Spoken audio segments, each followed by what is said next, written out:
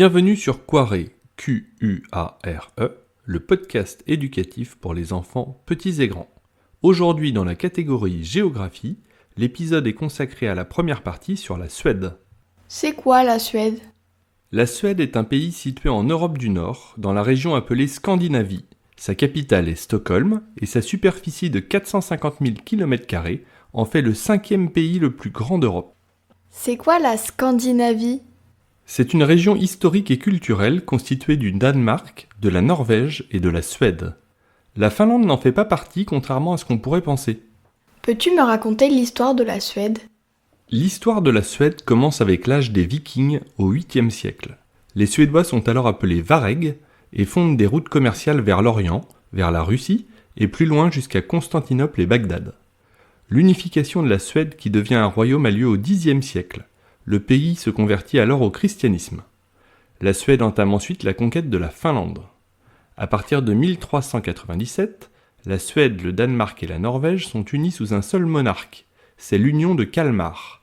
Celle-ci durera jusqu'à la révolte suédoise contre la domination danoise, qui mène à la guerre de libération suédoise de 1521 à 1523. Que se passe-t-il ensuite ? C'est une période faste. Gustav Vasa, qui libère la Suède du Danemark en 1523, établit une monarchie héréditaire. Le protestantisme devient la religion. À la fin du XVIIe siècle, après les conquêtes de Gustave II Adolphe, la Suède est à son apogée territorial. En plus de la Suède et de la Finlande, elle contrôle des territoires en Allemagne, Pologne et autour de la Baltique, mer qu'elle contrôle. Cela n'a pas duré ? Non. Au XVIIIe siècle, les voisins, Russie, Danemark, Pologne, s'allient face au roi Charles XII et le déclin commence. La défaite face à la Russie à la bataille de Poltava en 1709 marque un tournant. Elle perd la totalité de ses conquêtes, dont la Finlande cédée à la Russie en 1809. Comment se positionne-t-elle ensuite ? La Suède reste neutre pendant les guerres napoléoniennes, la Première et la Seconde Guerre mondiale. Au XXe siècle, la Suède devient un modèle social-démocrate avec un système de protection sociale avancé en termes d'éducation, de santé et de retraite. Elle intègre l'Union européenne en 1995. Sa neutralité a été abandonnée en 2022 en réponse à la guerre en Ukraine et compte tenu de sa proximité géographique avec la Russie.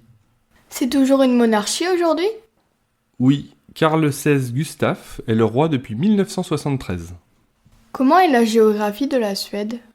La Suède a des frontières avec la Norvège à l'ouest et la Finlande au nord-est. Au sud-ouest, elle n'est séparée du Danemark que par le détroit d'Øresund. C'est quoi un détroit ?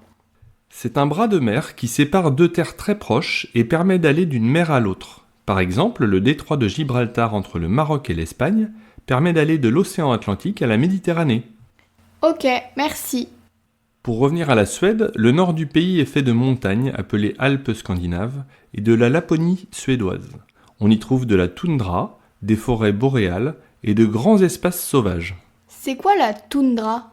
C'est une grande plaine non cultivée, recouverte de mousse, de lichen et de bruyère. Tu as parlé du nord, mais le sud ? Au sud et au centre, il y a de grandes forêts de conifères comme l'épicéa et environ 100 000 lacs, dont le Vättern et le Vänern le plus grand. Quel est le point le plus haut de la Suède ? Il s'agit du Kebnekaise qui culmine à 2111 mètres. Quel est son plus long cours d'eau ?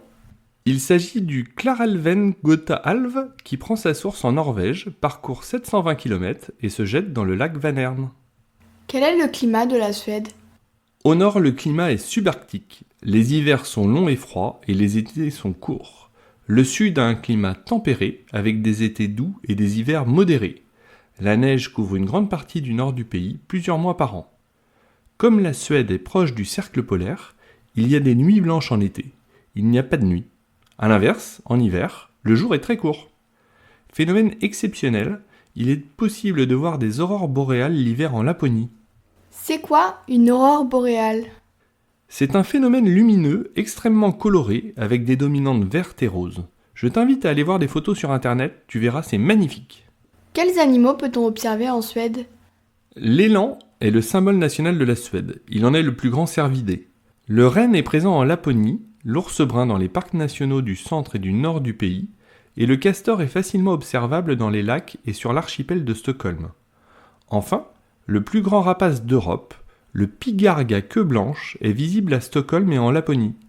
Mais avec toutes ces forêts, le pays abrite de nombreuses autres espèces. Le pays dispose-t-il de ressources naturelles? La Suède possède des gisements de fer, de cuivre, d'or, de zinc, de plomb et d'argent.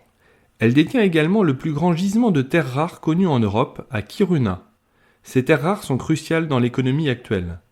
Le pays est un gros producteur de bois et d'hydroélectricité grâce à ses forêts, ses fleuves et ses lacs. Comment est la population de la Suède? Les 10,6 millions de Suédois disposent d'un vaste territoire.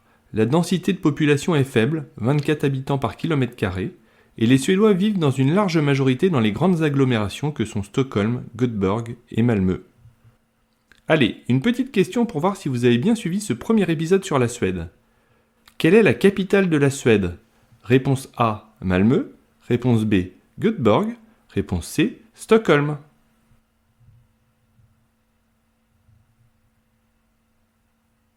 Bien joué, c'était la réponse C. La capitale de la Suède est Stockholm.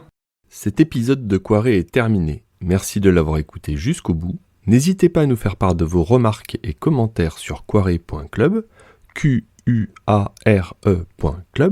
à nous donner une note de 5 sur votre application d'écoute et bien sûr à partager cet épisode à vos amis. À bientôt!